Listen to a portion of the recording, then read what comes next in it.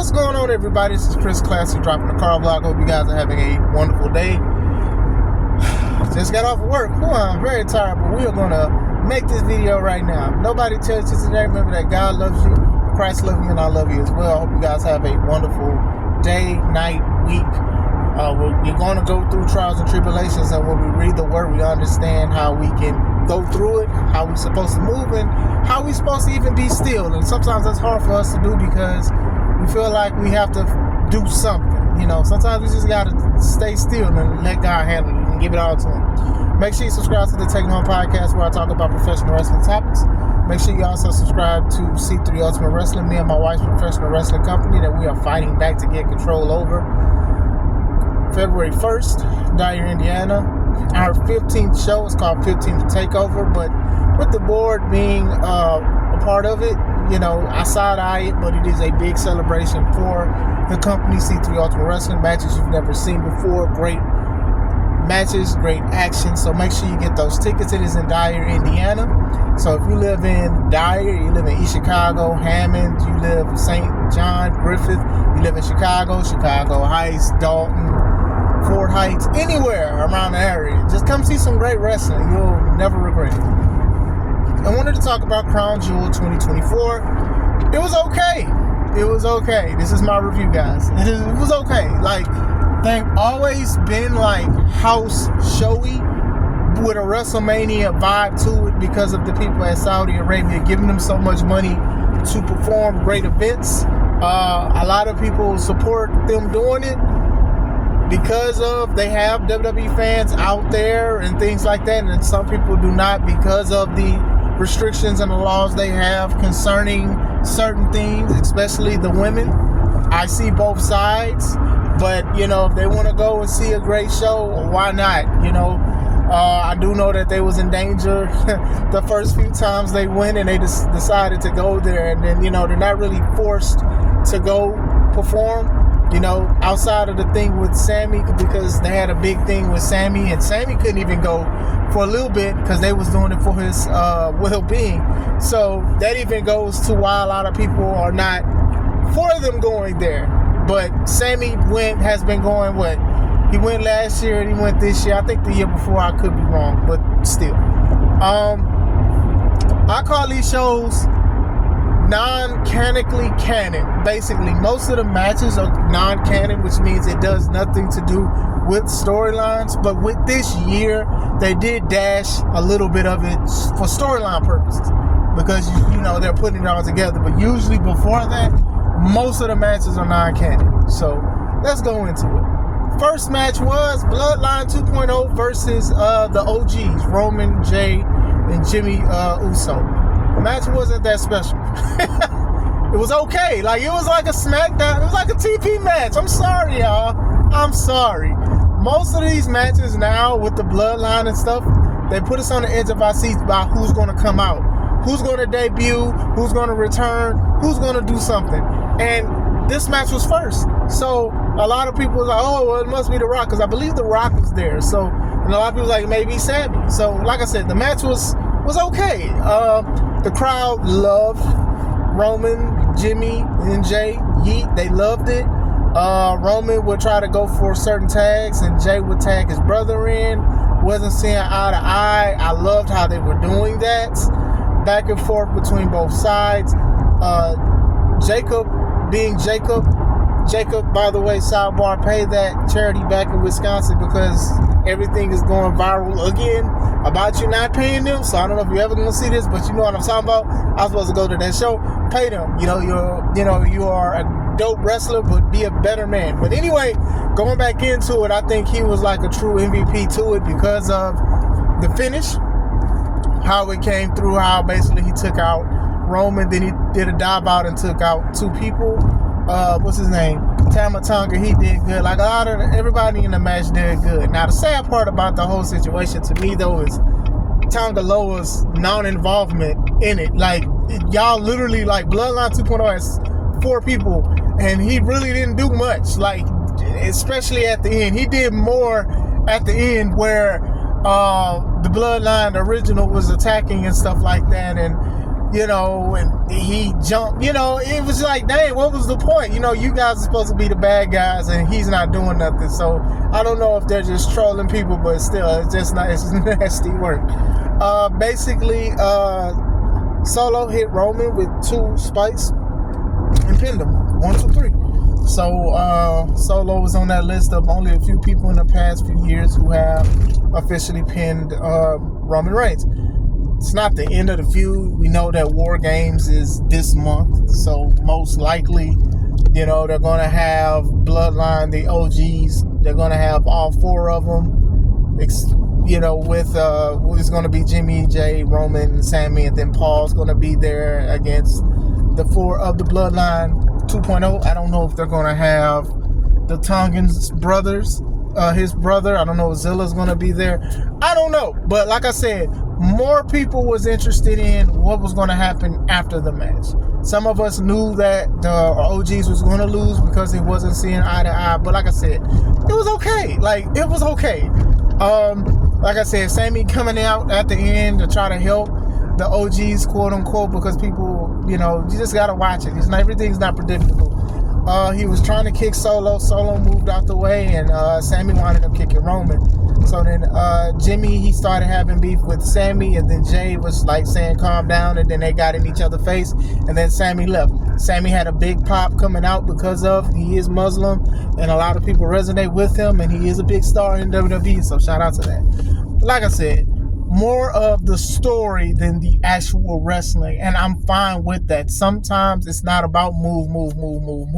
You can still have people at the edge of the seat, especially after the match. It's very difficult sometimes to get people more into the match after the match is done. So I think that the Bloodline and Bloodline 2.0 has been doing a good thing. If I don't say the match is in order, please forgive me, because I do not know when Owens and Orton was supposed to happen but didn't happen, but still. Second match is for the women's tag team championship. So it was Bianca and Jade Cargill versus the Metal Four, which is Lash Legend and Jakara Jackson, versus Damage Control, which is Kairi Sane and Io Sky, versus Chelsea Green and Piper Niven. This match was not that good. It wasn't that good. Listen, it just wasn't good. Multi people matches usually aren't that good, but when WWE, the multi women matches are not that good way more often than the men. I'm just gonna be honest. This was something that didn't need to happen. It could have been a pre-show if they had pre-show matches. It just wasn't that good. It's just, they just didn't gel well. I mean, I'd rather just Bianca and Jay tag against one team. It didn't need to be 3 or whatever like that. It was like, I haven't seen much of Jakara Jackson wrestling. I have not, and I may see that may be a reason why. She's out there doing some good stuff and doing some crazy stuff too. I think Lash, being a powerhouse that she is, she was very impressive with certain things. I know Io messed up a couple things, and it was just like a lot of stuff was like off cue or whatever like that, and it was just like, I'm not even trying to really blame anybody or whatever like that, but I think WWE at this point where y'all be cooking with certain things, y'all kind of mess up y'all momentum with these kind of matches, because I understand having women out there because of how strict they are to women, that women are getting opportunities there, but I do think that this could have been done a lot better than what it was. I remember the other thing, what was it? It was in Scotland, and it just wasn't popping like that. And I know a lot of people was upset.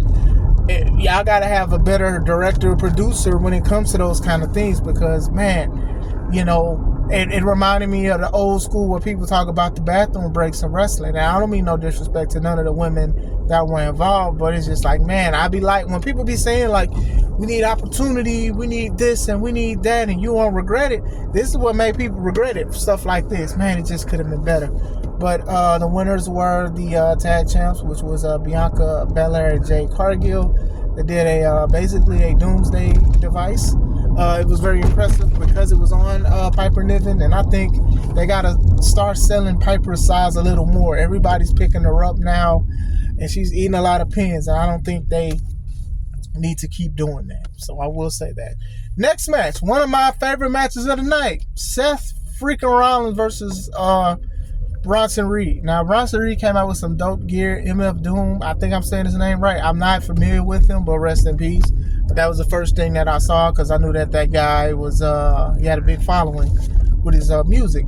So going into it, good match. Good match. They both started basically doing each other. They did their finishers on each other, and then they wiggled their way out. They fought outside. It was very, very good. Seth, I've always given credit and flowers to Seth Rollins, because Seth is a great wrestler. He's a great talker. He does a lot of the things. And what he did with Bronson was show that Bronson is a big dude and a strong guy or whatever like that. Seth was doing great.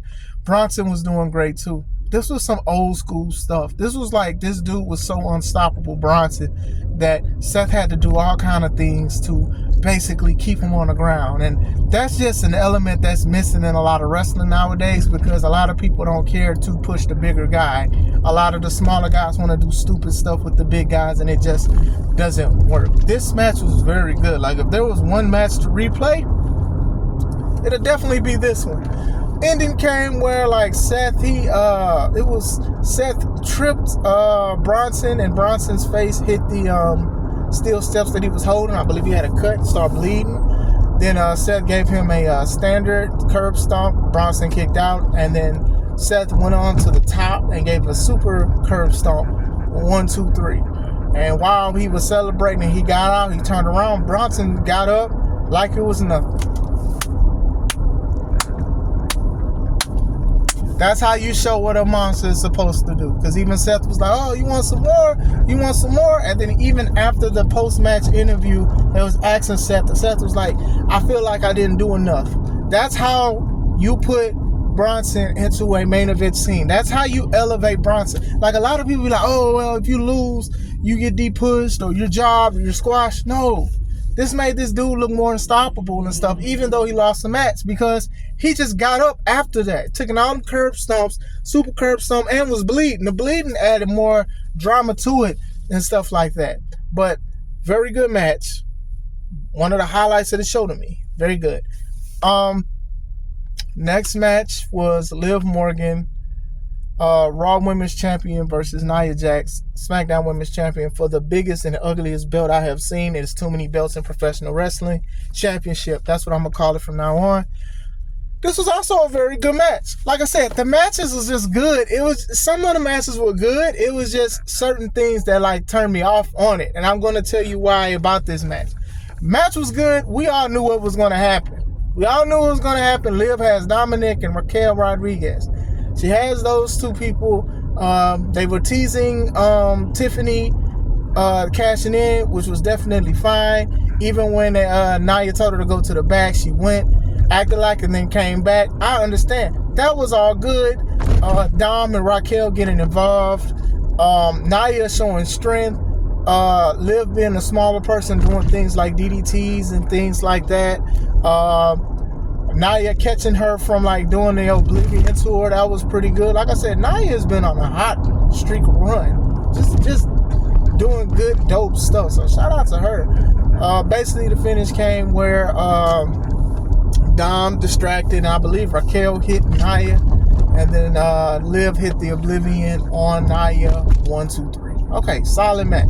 Now, this is where I don't like that came in after the match. So, basically, Liv wins the big belt, crown jewel championship, too many belts championship. She got that. And then Triple H is, like, smiling and, like, shaking her hand. And it's like, last time I checked, Triple H is a good guy.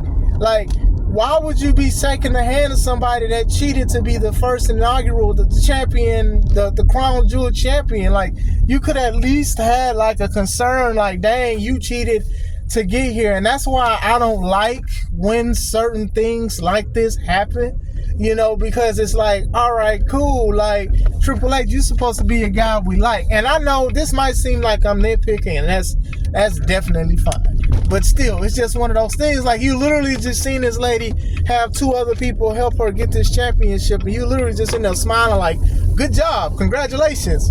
Like, it's small things, small details that make a big deal to me. You get what I'm saying? But like I said, the match was all good and stuff. And like I said, non-canonically canon because of, Live with the Judgment Day. And then even Tiffany basically being the sidekick to Nia Jax and having the Money in the Bank briefcase. Non-canonically canon. This is exactly what I mean. Solid match. I just didn't like the ending. And I understand because they're trying to make this show as special as possible for the people at Saudi Arabia. But still, just the aesthetic of this lady cheated. Triple H saw her cheat. Hey, shake your hand. And she's a little emotional because she got to this moment. And it's just like, hey, sometimes you just got to keep the character up, especially if you are an authority figure. But hey, it is what it is. Next match, LA Knight versus Carmelo Hayes versus Andrade for the U.S. Championship. Very good match. Like I said, the matches was good. It's just, I don't know. The matches was good. I ain't gonna lie to you. This match was very good too. All 3 guys had a chance to shine. People like LA Knight. They still saying, yeah. Andrade and Carmelo, they've been making magic on SmackDown. So adding LA was just a little bit more of the wizardry of Waverly Palace. I believe that's what the name of that show is. They all did great. They all had a chance to shine. I mean, they both Andrade and Carmelo, they super kicked LA out the ring. Like, LA was doing the punch thing. It's like some old school aspects to it. I definitely understand that or whatever like that. But still, there was one spot. I know Andrade and Carmelo, they do the spot where they both flip off of the rope. They got to slow down with that. They always doing that. There was also another spot that was very impressive. Andrade was about to get on the top rope. He threw LA Knight over, then got on the top rope. I thought he was about to flip on Carmelo. He actually flipped the opposite way and landed on LA Knight. All of these guys did a good job. LA Knight had a flop where he should have sold the flop where he tried to jump on the ropes to land so they can do something, but he winded up basically hitting his sack on it instead of selling it. He didn't. He just climbed up to finish the spot. Got to be careful with those kind of things.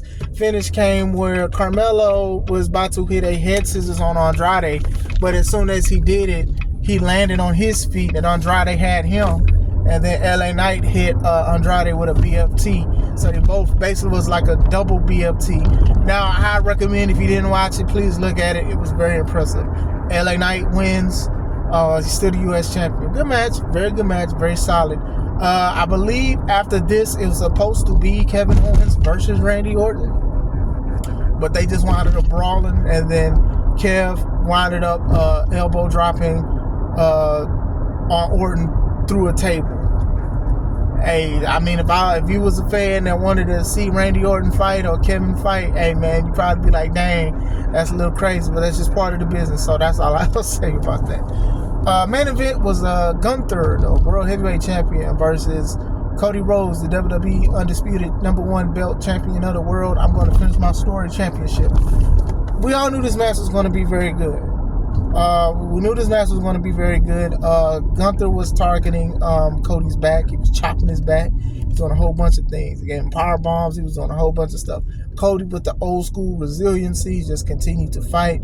Got the crowd into it and things like that. It was a very, very good match. Like I said, I think that both of these guys have an old school appeal to it. You guys know I am a fan of the old school appeal. I really am, because they show that still works in modern wrestling. I know a lot of people be like, it's boring, it's dumb, it's no personality, but I'm like, no, all those moves show that you have no personality. 100%. But great match. Finish. Old school finish. Gunther was trying to put the man in a sleeper hold for a long time. It was to the point that he actually had it on him for a long time, that when the ref was checking his arm, a lot of people thought that was it. But then Cody, his arm didn't hit the mat the third time. So fighting. Cody, I think, went for the cutter. And then Gunther caught him for the sleeper again. So he was like, oh no, it's the end. But Cody rolled up and basically did landed on his feet, but while still being in the sleeper hold. 1, 2, 3. Good way to end the match. Very good match. Gunther shook his hand at the end. Then they celebrated with some of the ambassadors from Saudi Arabia. Liv Morgan came out with her belt that she cheated to win. Now, when I'm saying this, I'm not taking this personal, obviously, that she cheated to win. I'm just saying the aesthetic of how y'all had it and how y'all presented to her as a champion. I also want to say that Gunther and Nia Jax was the king and queen of the ring, and they basically lost and didn't win the crown jewel championship. You know, they're saying it's a historic moment for Cody and Liv for being the first. Yes, true. You know, nobody can take it away from them, so congrats. Like I said, the show was okay. It had some very good moments, but you know, to me, it was okay. It was just house showy. And like I said, I'm sure the fans there, they went home happy. And that's all that matters sometimes, is that you get to go home happy with it and stuff. Like I said, it was only a few matches. The show was less than 3 hours. Shout out to them for doing that. Like I keep saying, like, you know, you don't need to have a show that's like 45 hours or whatever like that. Like I said, Bloodline match, it was okay. It was more of what's going to happen at the end. The tag match, the women's multi-tag match, it just wasn't that good. The other matches, the U.S. title match was pretty good. The women's crown jewel match, the men's crown jewel match was good. You know, it was, some stuff was just basically decent. You know, like I said, it was decent. You know, it's not something I'm gonna technically like look at again personally, but hey, it is what it is. But let me know, what did you guys think of the show? Did you guys enjoy it? Did you guys like it? Let me know. I hope you guys have a wonderful day. This is Chris Classic. Let's take it home.